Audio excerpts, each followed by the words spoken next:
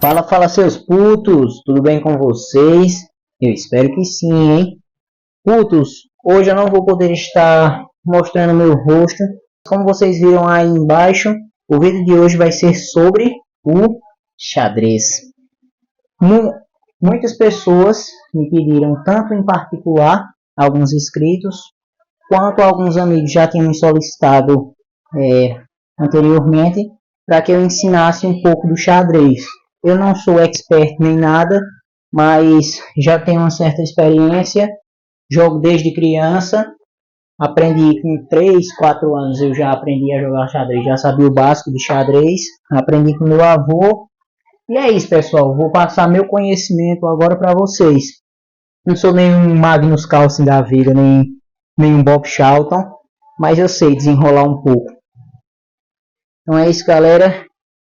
Grande abraço, fiquem aí com o vídeo. Fala putos, já estamos aqui agora ó, com o tabuleiro de xadrez e inicialmente vou explicar a vocês como funciona cada uma das pedras. Esse daqui é o peão.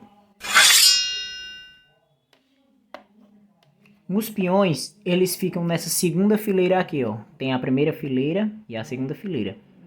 Aqui ficam ao total 8 peões localizados nessa fileira aqui.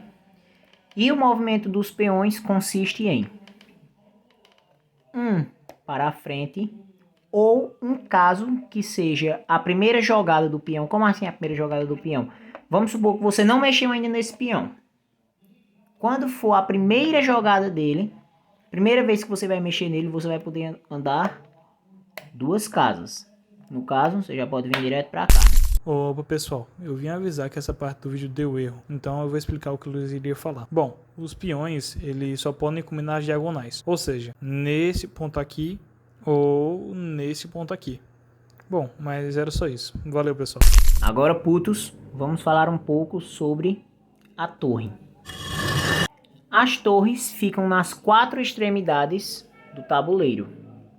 Nas 4 extremidades. Uma aqui, uma aqui, uma aqui e outra aqui. Ficam nas 4 extremidades do tabuleiro. O movimento das torres é na horizontal e na vertical. No caso, para o lado e para a frente.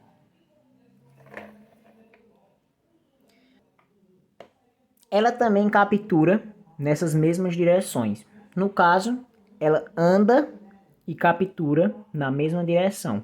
Mas como vocês podem ver, se tiver uma peça na frente dela, ó, ela não vai poder passar por cima da peça. Então, nesse caso aqui, ela só pode ir para o lado. E ela pode andar quantas casas ela quiser. Independente de tipo, vamos supor que tem uma peça branca aqui. Ela pode tanto capturar aqui, quanto capturar aqui. Estão compreendendo, né? Pronto. E agora, putos, vou falar um pouco sobre o cavalo. O cavalo sempre vai ficar ao lado das torres. Como eu expliquei anteriormente, as torres sempre vão ficar nas extremidades. E os cavalos a seu lado aqui, ó, como vocês podem ver aqui, ó. Um cavalo de cada lado, ao lado das torres. O cavalo, diferente das demais peças, ele sempre vai andar fazendo um L. E ele pode pular por cima das peças. Como assim? A torre. A torre aqui ela não pode ir para lugar nenhum. Por quê? Porque tem uma peça aqui e uma peça aqui que impede a locomoção dela. Já o cavalo ele pode sim pular por cima da peça, ó, e vir para cá, formando um L. Eu vou explicar a vocês direitinho como é que funciona esse L. Vamos supor que esse cavalo está aqui no meio. O L sempre tem que ser formado por 3 casas. Pode ser tanto assim, 1, 2, 3. 1, 2, 3. Quanto também para cima. 1, 2, 3. 1, 2, 3. Ou também para baixo. 1, 2, 3. 1, 2, 3. Aqui, como vocês podem ver, ele está bem centralizado. Ó. Mas por que eu coloquei ele aqui centralizado? Para poder mostrar a vocês todas as possíveis jogadas que o cavalo pode fazer. Mas, como eu disse, sempre formando um L.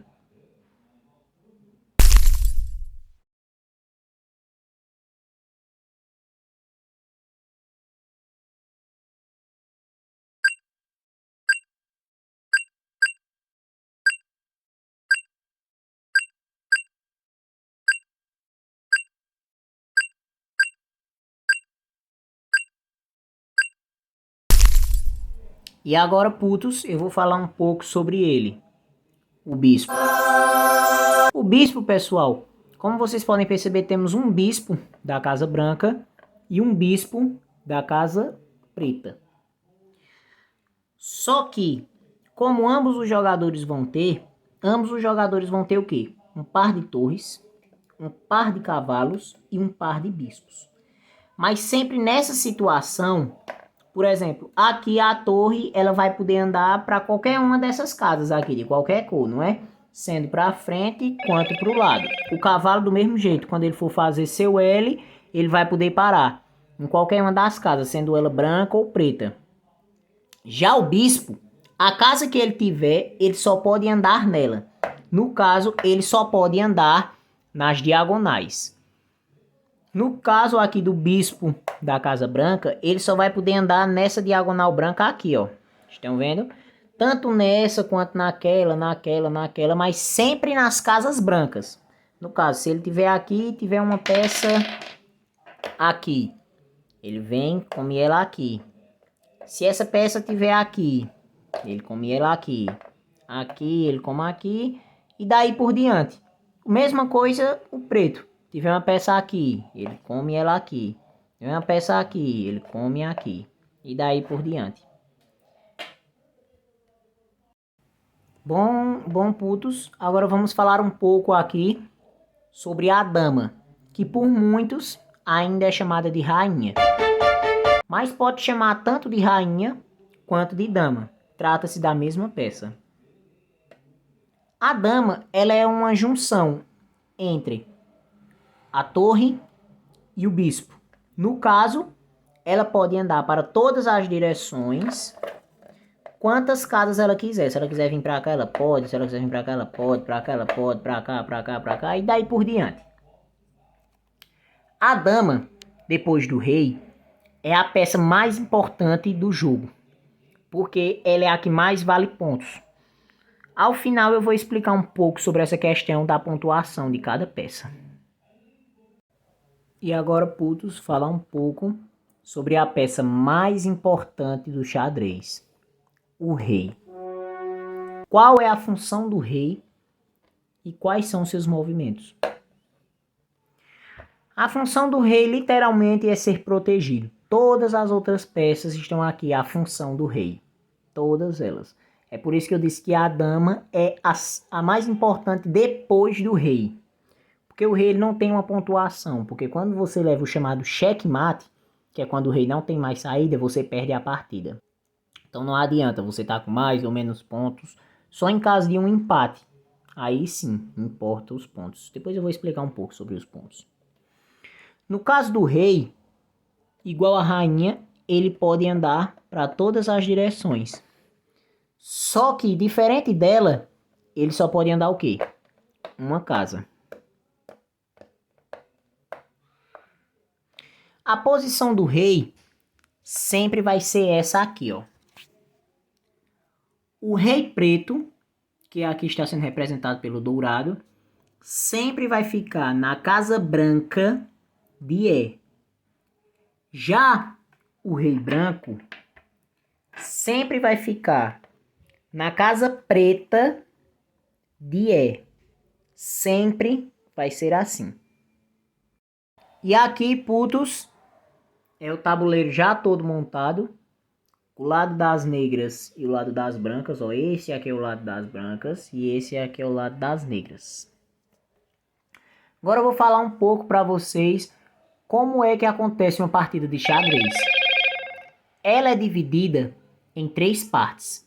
A abertura, o desenvolvimento e o final.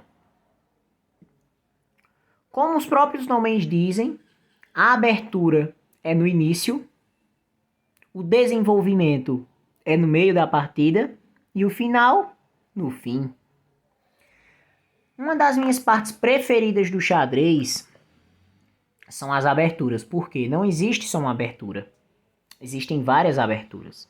Eu vou mostrar aqui a vocês uma das minhas aberturas preferidas, que seria a London, que é peão da dama anda 2 casas, o bispo da dama anda 3 casas, peão do rei anda 1 casa, bispo do rei anda 2 casas. Cavalo vem para frente da dama, formando um L, como eu disse a vocês.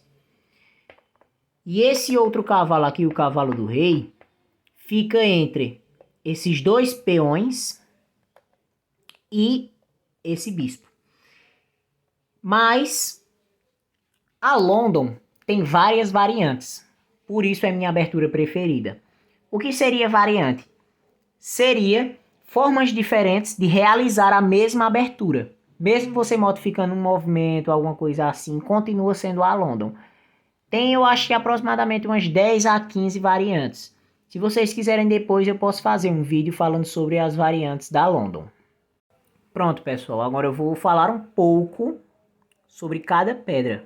Sobre cada peça, no caso, né? Pedra, peça, é a mesma coisa. Vou explicar um pouco sobre cada uma delas. A gente pode começar a falar tanto da direita para a esquerda, quanto da esquerda para a direita. Vamos começar pelos peões. Esse primeiro peão aqui, ele é chamado de peão da torre da rainha. Por quê? Porque ele está na frente da torre e do lado da rainha. Então, vendo? Esse é o lado da rainha e esse é o lado do rei. Esse primeiro será chamado assim, peão da torre da rainha. O segundo, peão do cavalo da rainha. O terceiro, peão do bispo da rainha. Peão da rainha.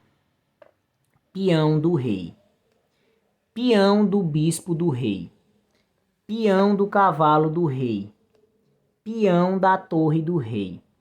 Sempre é bom vocês decorarem isso, porque vocês vão decorar a posição das pedras.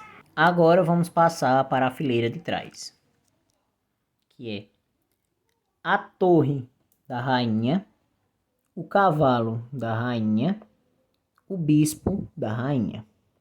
A rainha, o rei, o bispo do rei, o cavalo do rei e torre do rei.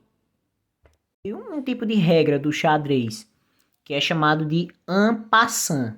Como funciona o en passant? Lembram que eu disse anteriormente que na primeira jogada de um peão ele pode andar 2 casas? Aí vamos supor que aqui ele ande 2 casas.